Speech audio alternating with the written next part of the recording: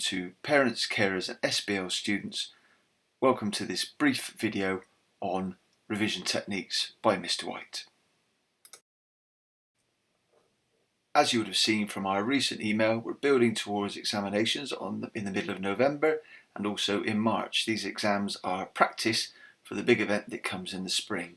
You would have received your practice exam timetable. It will show your exams that run from Thursday until the following week. On the following Thursday, we have sessions in the morning, mid-morning, and a few sessions in the afternoon across that period. To support students and parents, we will also be issuing predicted grades on the following dates in October, December, February, and March. We're doing this, of course, in order to prepare you so that when you have interviews for important events into the future, for jobs, for university places, for college places, that you'll show all the skills that are here, and you'll also have some fantastic exam results to back you up. Doing this because we are just one of a number of local schools across Bristol, Bath and South Gloucestershire, where approximately 9,000 young people are leaving and all will be competing for the same places at college and jobs and so on. We also know that when our students move into the workplace, we live in a brilliant place. It's very desirable between Bath and Bristol, and people from all these places can be competing for the jobs and places we want.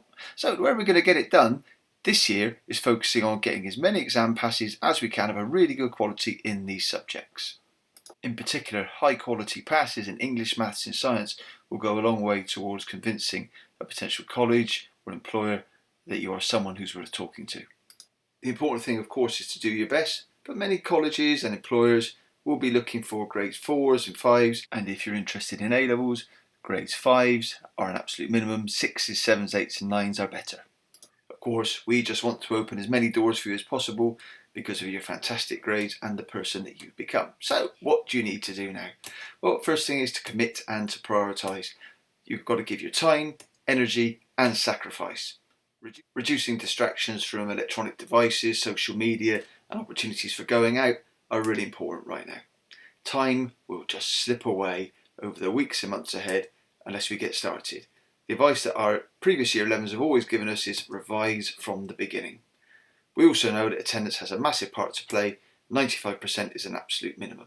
Okay, let's take a moment to just stop and think how it is we're going to remember the things that we need to for the exams that are coming up ahead.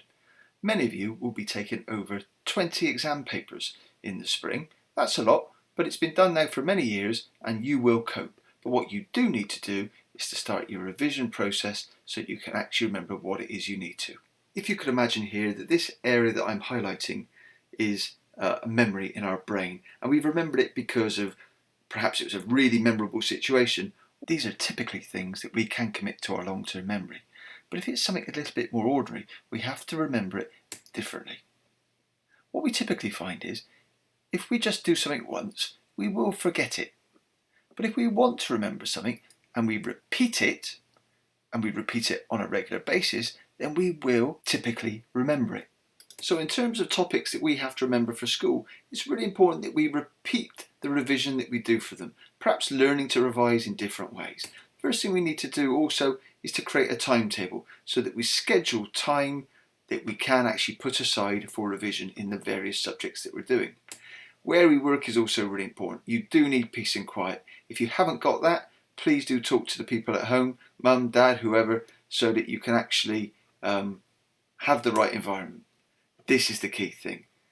Bad revision is passive revision. That means revision where you don't do anything. You simply think, I'll read some notes, I'll flick through my books and I'll remember it. That simply doesn't work. Let's now look at some other revision strategies we can use. Number one, display your exam timetable where you can see it. It will differ from person to person, but typically a 40-minute session of revision with a 10-minute break works for most people. Remember, never rely on reading alone. It doesn't work. Do different things in order to remember what you need to. That's really important. It's also important to keep some balance. Keep up your hobbies, music, sports, great. Have proper breakfast. Vary what it is that you are revising across the days and weeks, and do ask your teachers for advice as they are the experts. We would very much recommend these websites. Get Revising and BBC and S School you may have heard of. In particular, get your exam papers from FastPass Papers and of course GCSE Pod, which is one of the premier sources of advice. Seneca Learning, also used in many subjects, we absolutely recommend it to you. We're going to look now at some specific techniques. How do you actually remember something? For example, here's the sun and here are the planets in order away from the sun. We can remember it through this mnemonic. My very educated mother just sent us 9 pizzas. A simple little phrase that helps you remember. This diagram here, typically something you might have to remember for PE or science. What will you do to remember that list? You can invent your own phrase, write it down, put it on a post-it note, put it on a card. It will help you remember. Often we're faced with this idea of having to get lots of notes transferred into other ideas. Simply reading the notes won't help. It won't help us to remember. So what we can do is transfer those notes into our own mind map or spider diagram. This will help us remember, do it in different colours, use images. Here's some other little simple techniques. We can put our ideas down on short index cards, which help us to remember. We can put all our ideas into posters, a bit like mind maps, pretty similar. Post-its, similar to cards, just small ideas that we post around the room, making lists pretty obvious. And this interesting one of look, cover, write, check. A fairly simple idea where we look at a concept that we might have to remember, we cover it over, we write it again somewhere else, come back to it and see whether we've got it right. Why don't you consider using your smartphone to record to sound your own voice, speaking notes. Remember the notes in the same way you'd remember the lyrics of a song. Highlighter pens can be useful. You might want to use your own computer to summarise notes and so on. But the best advice of all is to use past exam papers that are given to you by a teacher or ones that you access online. That's the best preparation of all. And of course, what we're really trying to do is avoid procrastination, delaying or postponing revision. That really won't help us. Please do ask for help if you need it at all from your tutor, your teacher, your parents. We really are waiting to help you. Best of luck, Year 11. Let's get on with it.